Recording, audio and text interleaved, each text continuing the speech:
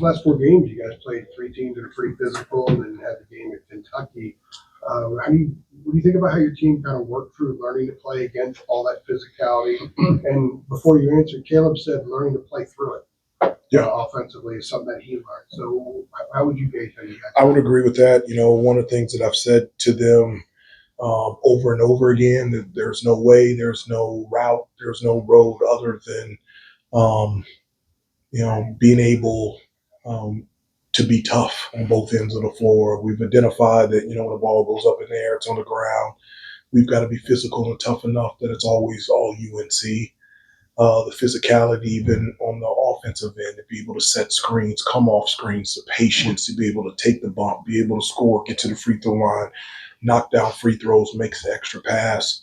You're right. The last 4 games in regards to St. Bonaventure and Michigan State and Kentucky and now Georgetown, very physical teams. And I think it's great for us to learn lessons on what it's going to allow us to be successful.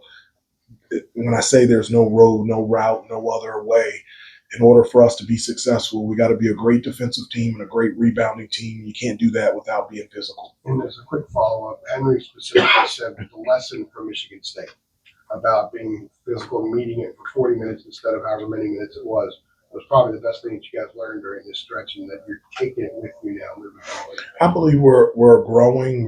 We're getting better at it. It's not a finished product. I feel like we've got a long way to go, but one of the things that I consistently talk to them about is how do you react and how do you respond? And so with the physicality, how are we going to respond in the way that we did specifically in the second half to hold them to just 10 points in the paint, 0 fast break points, I thought was huge. And so, I thought our defense, 22% in the second half versus a really good Georgetown team, and out-rebounded them as well. So really happy about that. Rob and Brian? Hubert, felt like a really big stretch when you guys were able to hit those 3 threes in a row, create some separation. Yeah. Do you feel like the breakout's coming for this group with how I many like opportunities? I like it. I like it. But, from an offensive standpoint, we're inside out. I've been clear and definitive. Like, I want to dominate points in the paint through post penetration, offensive rebounding, live in the paint, live at the free throw line, put max pressure on the rim. I believe when you do that, that generates the open threes. And I felt like we generated really good threes. Even on the first half, I thought we had some good looks. We just didn't knock them down. But really, I'm really looking forward to the day where we're dominating points in the paint and we're hot from 3-point range. That'd be, and we make all of our free throws. That was kind of where I was going with Henry and Caleb creating so much attention there. Do you feel like with those opportunities continue to be there, that it's going to come at some point? Yeah, I do. I believe that we have the ability to really shoot the basketball. I was really proud how we handled when they double teamed. More and more teams are doubling, Henry and obviously Caleb, in the way that we handled it and passed the ball out to the perimeter and made the extra pass. I thought even though when we missed it, I felt like we made the right play. Brian and Josh? Hubert, I think Derek had 14, Kyan at a couple early points. When that backcourt is playing, because obviously you said the offense kind of runs through the front court, but when that backcourt kind of starts scoring, how does that maybe open up the offense and open up just things in general? Yeah, it did. I thought the start that Kai had was huge for us. I mean, it's not just the shots that he made. He was confident. He was aggressive. He was on point. It's been 5 out of the 8 games where he's gotten into foul trouble, and so we've got to find a way to keep him out there on the floor. I really like Kai and Derek on the floor at the same time. I've said always that, I love multiple ball handlers. You can't take us out of our offense. And with those two, with the way that Georgetown was switching defenses, we always had somebody that could handle the basketball and get us into a set and get us organized. But I thought Kai got off to a really nice start, and Derek, his confidence just continues to grow on both ends of the floor. Josh, the no. With that rotation in mind, we also saw Darren and Zayden playing together. How important are the next 4 games leading into conference play in you identifying what combinations work best? I think that's huge. I mean, it's only – here's our record, 8 okay, it's only 9 games in. I don't know who I talked to before, but, it's – in the preseason, we didn't have Luka. Then we had a full team for 2 games, and then we haven't had Seth for 6 games, and so it's trying to figure out rotations. And then when Seth comes back, it's finding it again. And so, but different combinations is one of the things that I was excited about coming into the season, that the versatility that we have, that we can throw out a number of different rotations out there that can be really effective on the floor. Noah, then Jeremiah. These last 4 games that you guys played, all 4 teams could very well be tournament teams by the end of the season. How would you gauge the basketball you guys played, and how would you, just moving forward, what does that stretch mean for this team? No, it's good. I mean, obviously the level of play, talent that we've played against has been real. Unbelievable teams and programs, and with the exception of that couple stretches in the Michigan State game, I felt like we responded really well. Only 9 games in, there's so much to grow, so much more to improve on. And again, mentioning when Seth comes back, really reorganizing a new team, and looking forward to him getting back on the floor. Jeremiah, then Michael. Yeah, Hubert, I know we've asked you before about, Caleb and adjusting to the new defenses or the increased defensive attention and everything like that. But what do you think he's learned through that process? Obviously, we saw the way that he was able to play tonight. What do you think he's learned through, those extra double teams, the heightened physicality, and how he kind of seen him respond to it? Well, I think one of the things that I would say opposing teams are learning is, like, one of the things that he's elite at is passing the basketball. I mean, he can find guys. And so actually when they put 2 on the ball, he becomes a playmaker, and he's really instinctive, and he knows where his teammates are and gets the ball to where it needs to be. But, as teams continue to build more people around him, just learning when to be aggressive, when to get the ball back out. We'll get it right back into you. I remember in the second half, I said, look, you don't have to force it. Just throw it back out. We'll throw it right back into you, because we love the ball in his hands. He makes great decisions. Michael, and then the gentleman in the second row. Sorry, Michael. Hubert, the last time we saw you guys here was the Navy game when Navy had that really big run in the second half. Yeah, 21-8 Yeah. in the game. Yeah. Tonight there wasn't a run for Georgetown in the second half. Once you No. built that lead, what changed? Yeah, that you talked about, have we learned? I think that's something that we're learning, is that, you continue to have to execute. One of the things that we always talk about in a huddle is 4-minute stretches. So obviously the timeouts usually every 4 minutes, and let's cut the games into halves and 4-minute segments and say we've got to win it, and let's raise the level of attention to detail, will and want to, effort.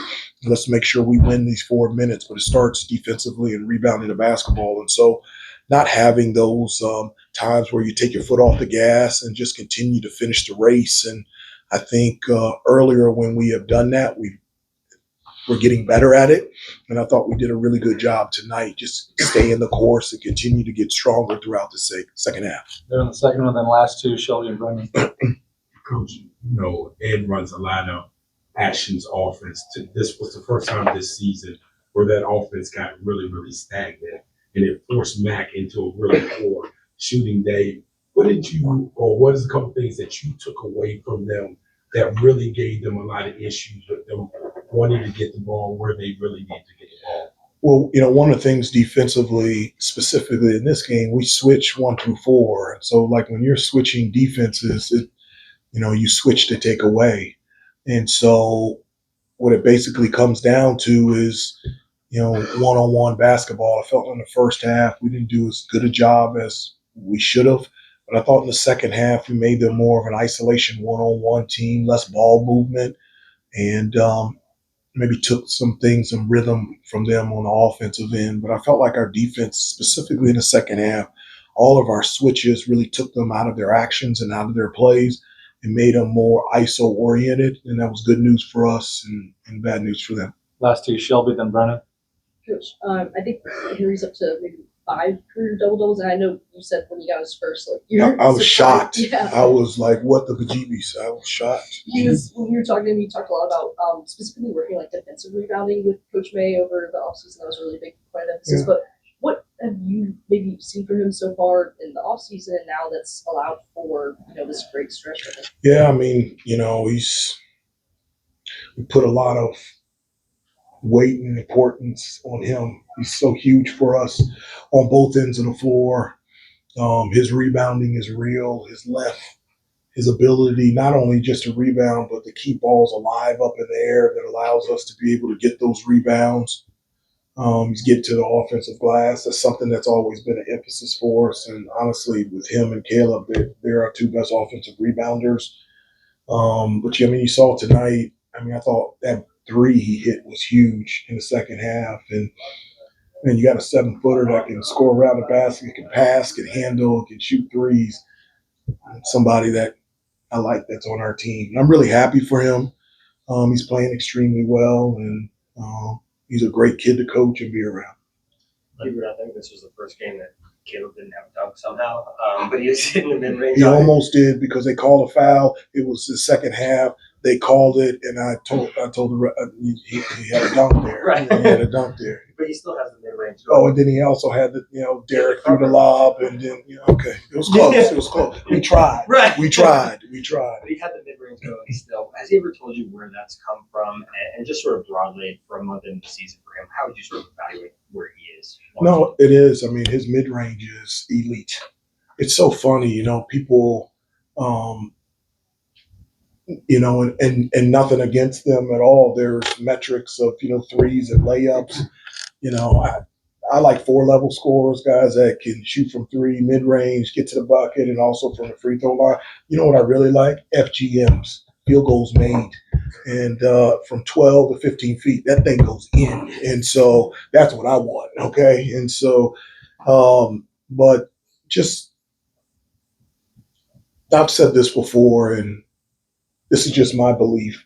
I don't think you can have a better 5-star player, 5-star person, and a 5-star teammate than Caleb.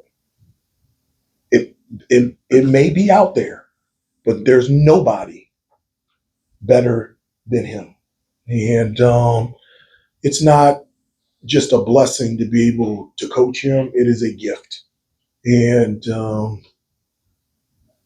I tell you one thing in practice, he did something in practice and everyone stopped, and I got on the team. I said, act like you've been there before. I was like, guys, everybody does this. Everyone's done it. We've seen that play before.